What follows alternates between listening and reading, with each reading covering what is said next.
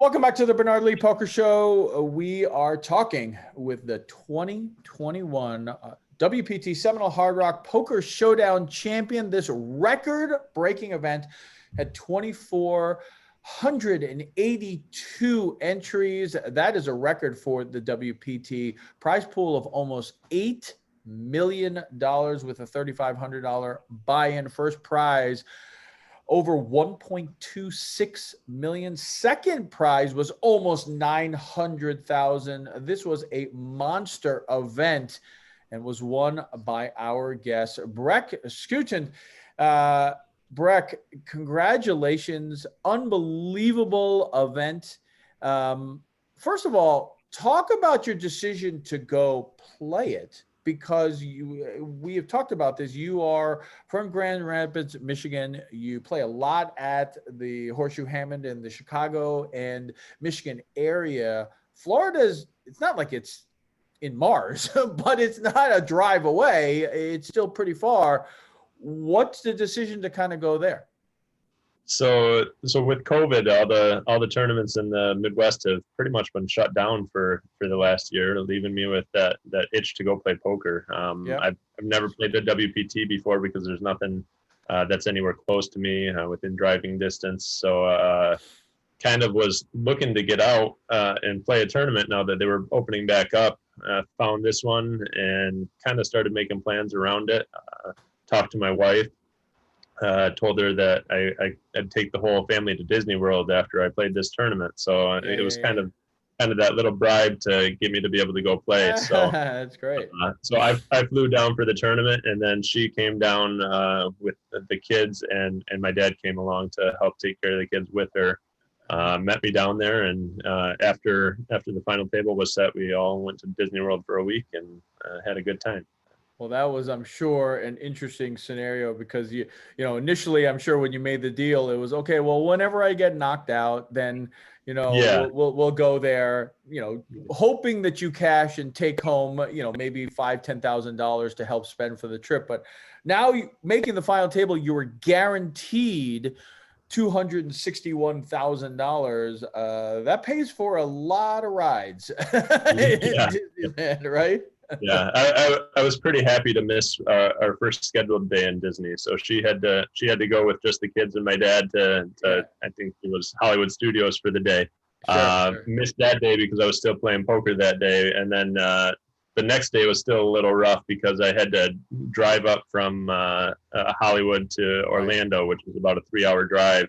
I started at like 1 a.m., drove up and got to our Airbnb up there at like 4 a.m. and had to get up to go to Disney at 8 a.m. So a little bit tired that day too, but well worth it. That's for sure. Sure. I'm sure your wife wasn't that upset that you're missing day one when you're that deep, and you're entering the final table. I mean, really, even though you were technically second in chips, you and Sonny Franco were basically even with 31 million. Then you had a couple of people, Steven Snyder, who finished runner-up, Kevin Teach Aldridge, he had about 11 million. Then you had two players who were very, very short-stacked. But let's talk really briefly about prior to that. So did you play day 1A or 1B? I actually played both. So, okay. So since I had been pent up and not playing poker for a while, I decided to take down a few bullets with me. I had traveled all that way, so I wanted to play a tournament, so I fired a couple times. I got through on day 1B. Actually fired 2 bullets in day 1B too. The second bullet, I don't know if most people know this, but since this was such a record-breaking event, there were I think I was alternate 900 something or 965. So I had to wait to get in until there was about 10 minutes left in the second to last level of the day. Wow. I got to play for an hour and 10 minutes in that day.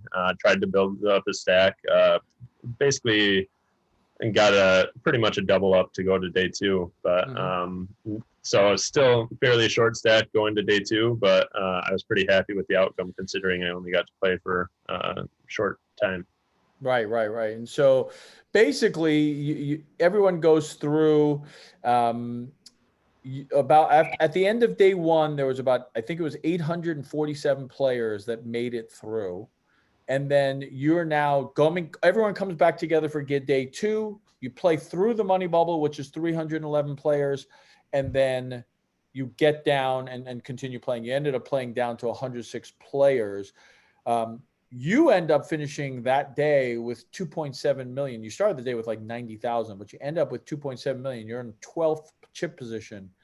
That must have been a big day because you make it through the money bubble, but not only that, now you end up one of the chip leaders. You must have had to at least pinch yourself, look around, be like, "Wow, this is serious now." Yeah. So early on day two, I bluffed off a bunch of my chips and I got down to 16,000 at the 1,500, 3,000 level. So just over 5 big blinds. I shoved all in and got called by 2 players. Art Papazian was one, and the big blind called too. I had ace jack and I made the nut flush, so I got the triple up. And then from there, it didn't look back and just kept building a stack. Never really at risk after that. So. Yeah. Day 3 and day 4, which ultimately get to the final table. You ended both days second in chips. Day 3, there were only 21 left. You were second in chips. Day 4, obviously only 6 left for the WPT final table. Again, seemed like a fairly comfortable ride to the final table, right? Nothing real, like you said, after that triple up and you brought it to that 2.7 million mark. You just really kind of steadily went up the whole way. Yeah, so I mostly my philosophy in poker is typically to try to build a stack where I can weather through some of these bigger, cooler spots. So if I lose a big pot, I've still got some chips left that I can start to build it back up. So I just kept the pressure on most of the time, playing a fairly aggressive style of poker so that I could keep moving up. Got a couple bad spots where I think I got aces in against queens and for a 9 million chip pot on I think it was the last day of play. It must have been. And queen on the river, and it hurts, but the position I had put myself in was that I still had 14 million left, so I was still in a good position, not quite the best position as I thought I was going to be getting into that, sure. But was able to grind it back up, and within about an hour had my stack back up. And just the final table bubble, I made a questionable call. Probably was a mistake. I made the nut straight, and Steve Snyder had made the nut flush, and I doubled him up for I think he lost 8 million chips on that pot. So kind of with 7 players remaining, that stings a little bit, but again, within about half hour, 45 minutes, I had more chips than I had before that pot. So pretty good situations for me there. And so how do you feel like you are building those chips up? You say you're playing very aggressively. How are you? Are you putting maximum pressure on them to basically say, hey, listen, if you've got it, you're gonna play for all your chips right now. I'm not gonna let you draw. Like, how are you putting it? Are you check raising? Are you 3-betting? What are you doing to put that maximum pressure on? Yeah, it kind of depends on the stage of the tournament too. So I do play a little bit wider ranges than most people would without feeling the need to call off on those situations and marginal situations. But really, in the last 2 days, you started to realize people were starting to get money jump conscious. Sure. So there were a few hands. I know the second to last day, I had ace king as a starting hand probably 6 or 7 times, which was really, really strange. I think I only flopped a pair with it once, but I was able to continue with it turned out to be a good bluffing hand in most of those situations. So just being able to bet on those boards and force people off what must have been better hands at that time, knowing that they were going to put their whole tournament on the line, right. was really invaluable. And also just the fact that I was being aggressive and showing that I was putting people to the test later on in hands made it so that my earlier bets were a little bit more effective when people realized, hey, if I call this bet on the flop or on the turn, I'm going to be put to a tough decision on the river, and I don't know if I'm ready to be in that position yet. So right. So obviously you make the final table. One of the questions I have, we've had several players on who have played in Florida over the time. Ronnie Barta we had on, Scott Stewart, and played under the COVID restrictions with the plexiglasses and everything. How was it for you? I mean, obviously it's just different, right? That's not how we learned how to play poker. What was it like with the mask? Was there plexiglass at the Seminole Hard Rock? yeah, there was plexiglass everywhere, and coming back to the table, they give you the hand sanitizer every time. So, right. As a nurse, it's something I always appreciate. Sure. With all the COVID I've seen, I'd rather not have more of it around. But yeah, it wasn't too bad. The only issue is it's really hard to talk to people at the table, and that's something that I like to do. Not just as part of my game to be able to get a better read on people, but just to have more fun at the table too. Right. I think you mentioned Ronnie Barta. I played next to him on day 1A, so I was talking to him for a while. But it's hard to talk to anybody who's not directly next to you. Across the table, and you've got plexiglass between you. You can't even say anything. Right. So. If anybody's next to you and you got to scoot back, right, because of the plexiglass is right behind there. the glass. That's right. Kind of defeats the whole purpose of the glass in the first place. Right. But right. Obviously, being an ICU nurse, I'm sure you were vaccinated way early in the process, so not as much of a concern. Obviously, we were talking with the 2021 WPT Seminole Hard Rock, a poker showdown champion, Brek Scutten. Brek, so you make the final table now. It's April 27th, and you stop. Is similar to the WSOP main event years ago with the November 9, not for over 100 days, but for a good 3 weeks. You just kind of stop, and you even got to fly somewhere else. I mean, for you, at least, it would kind of stink if you lived right there at this next to Seminole Hard Rock and you go, no, I got to fly somewhere for this. Yeah. I mean, don't get me wrong. No one's upset about it trying to win $1.2 million, but you now got to go up. So what during that 3-week period did you do to prepare? Did you, do any research on the players? Did you kind of bone up on stuff? Did you watch any videos for final tables of WPT? I mean, ironically, WPT was having final tables constantly playing on YouTube all the time. So what did you do to prepare, or did you do nothing? Did you just be like, yeah, I'll just go in and do what I got to do? So it was a really interesting situation because I mentioned I took my family to Disney World for a week. That was a fun time.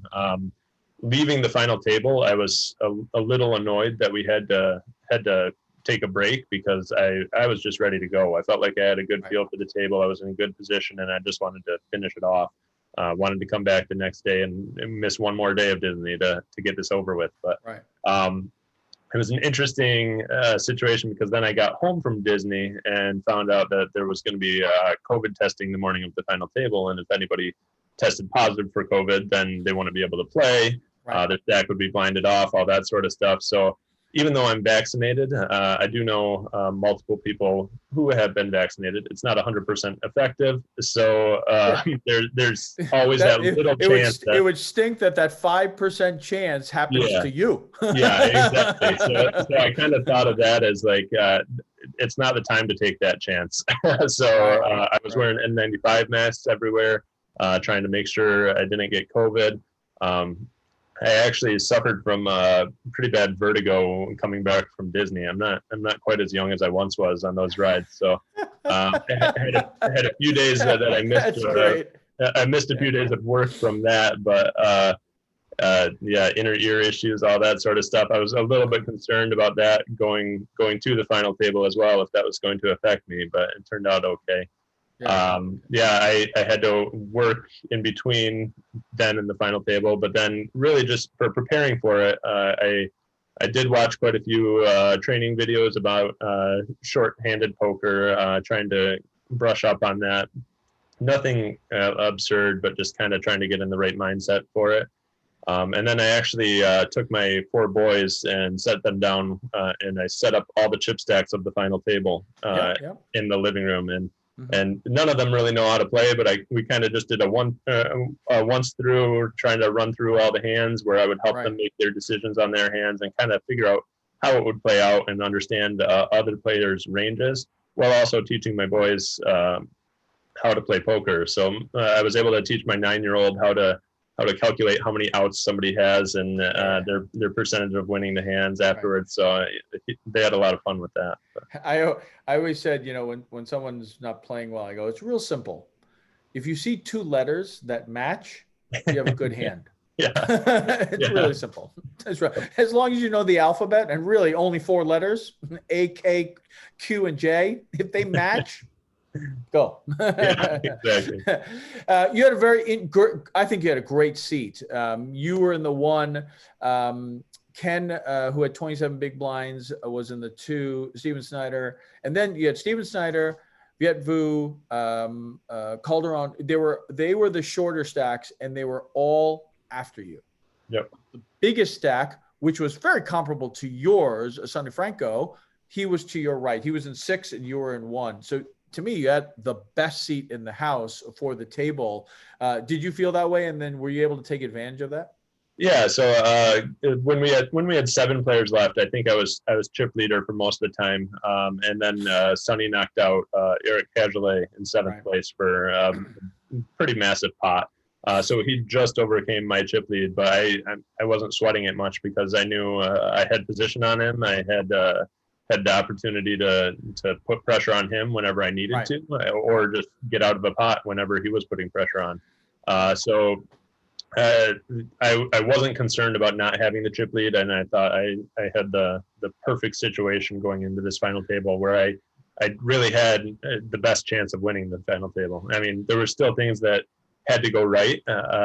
Obviously, I didn't think of myself as like a 60% chance of winning it with 6 players left. But I was really sitting there thinking, hey, I've got a good 40% shot here.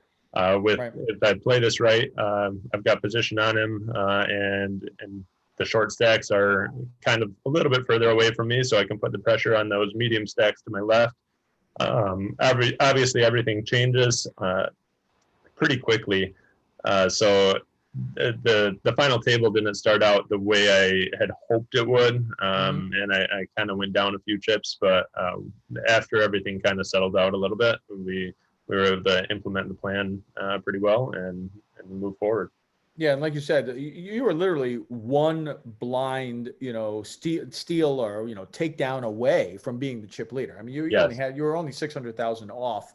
Yep. Blinds are starting at a 200, 400 with a 400 big blind ante. So literally 1,000 chips. You take one circuit, you're now the chip leader. And I started with the button, so yeah. So I mean, you like I said, you can see what Sonny's going to do, and you kind of go from there.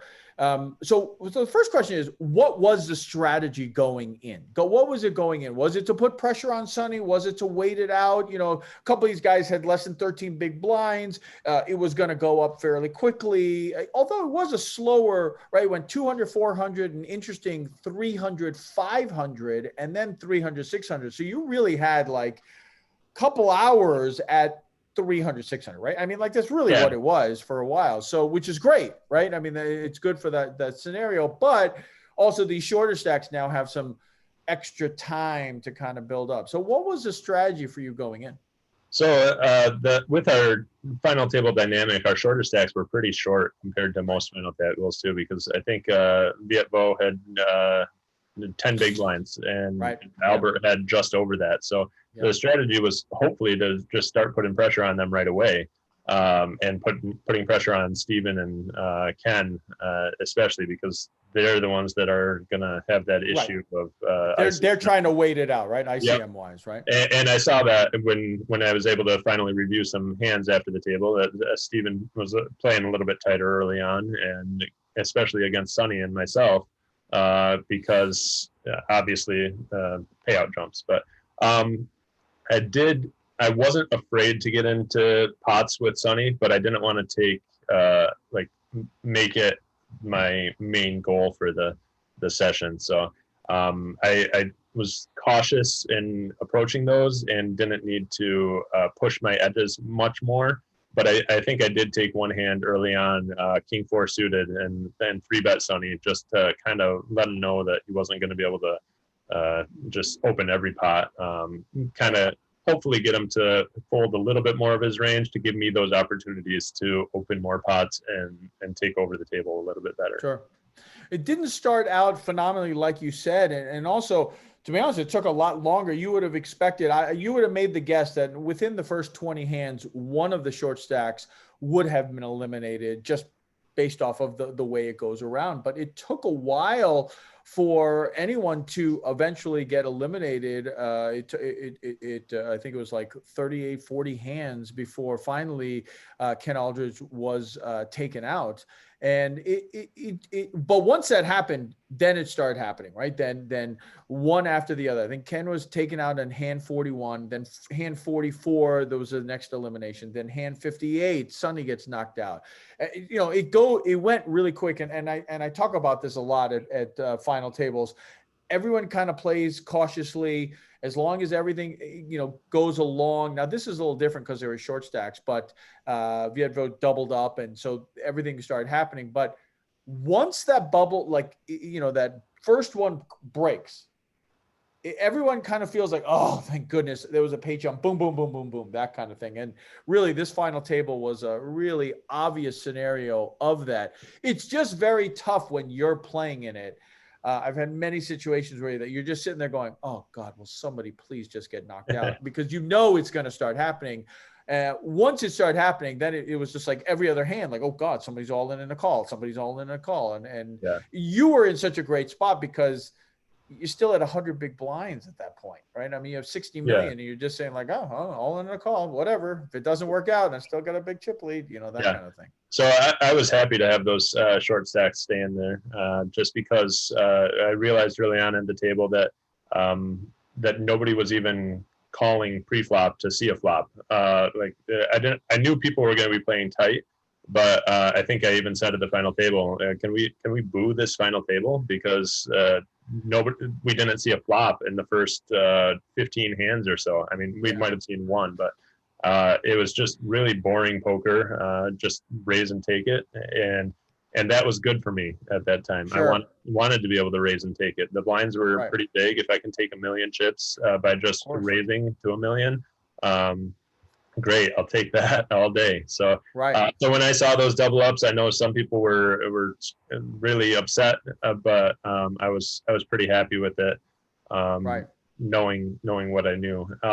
Also, it was an interesting dynamic too because they paid out 6th place money down in Florida to all of us. So by flying out to Las Vegas, if you didn't ladder up at all, you don't get paid anymore. And it doesn't really change anything as far as how that goes, but it's kind of a game because you can go home from Vegas empty-handed since you've already been paid out. So Oh, interesting. Yeah. So you feel like you lost money because you had to come out and pay for the flight and everything like that. Pretty cool.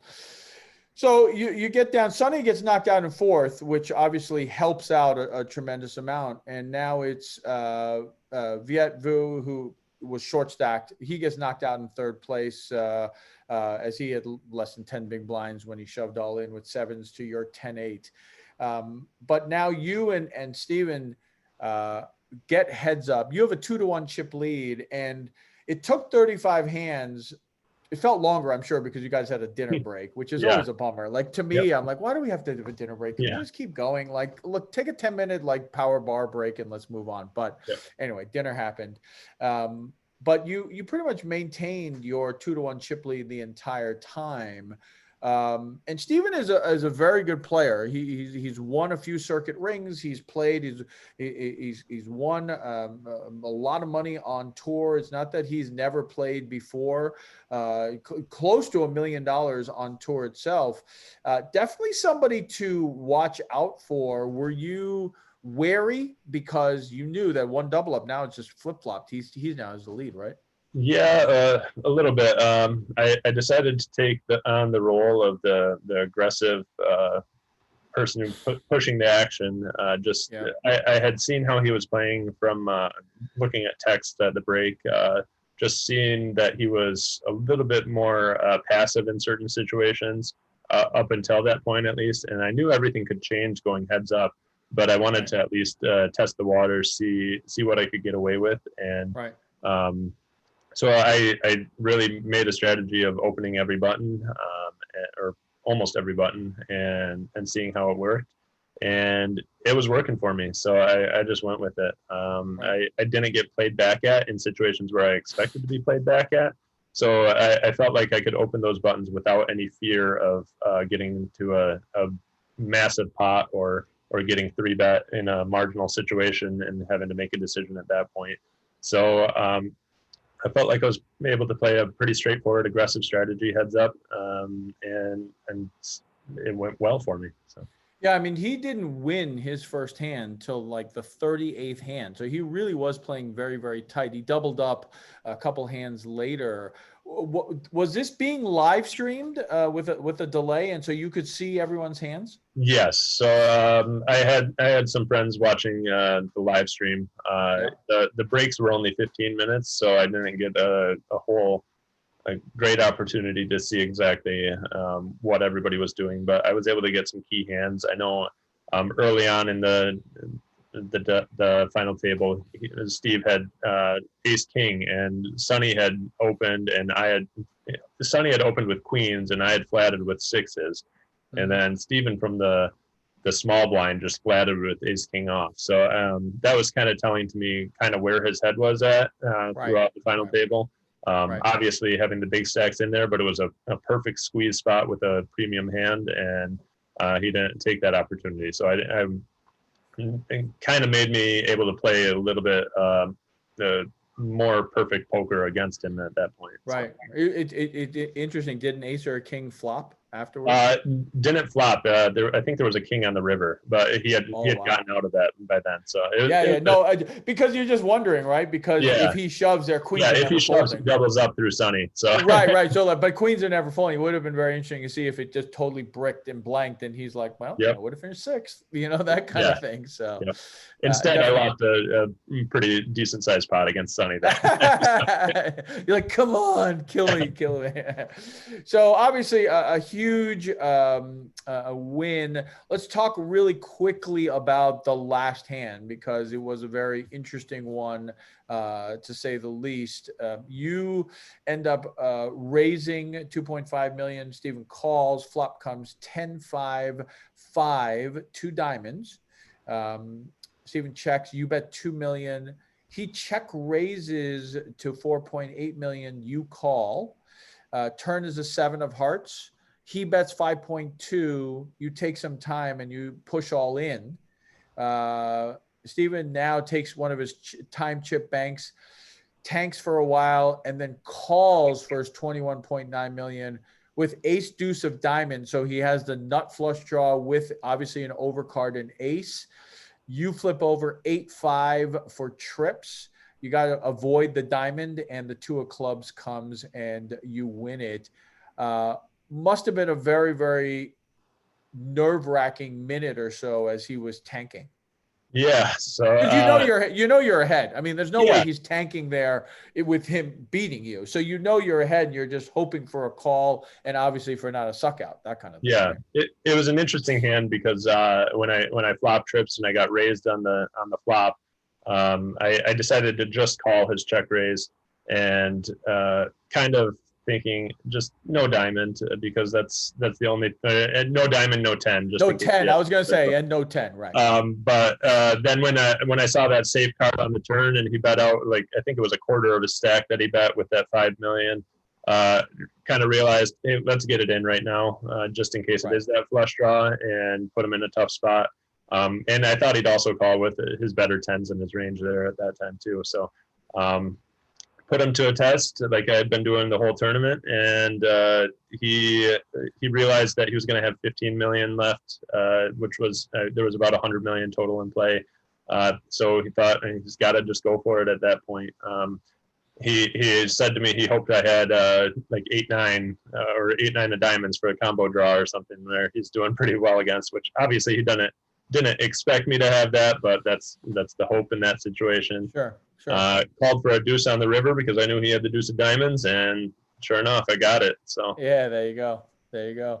Afterward, obviously a tremendous victory. Now you've got to fly home and you got to go to work, right? Yeah.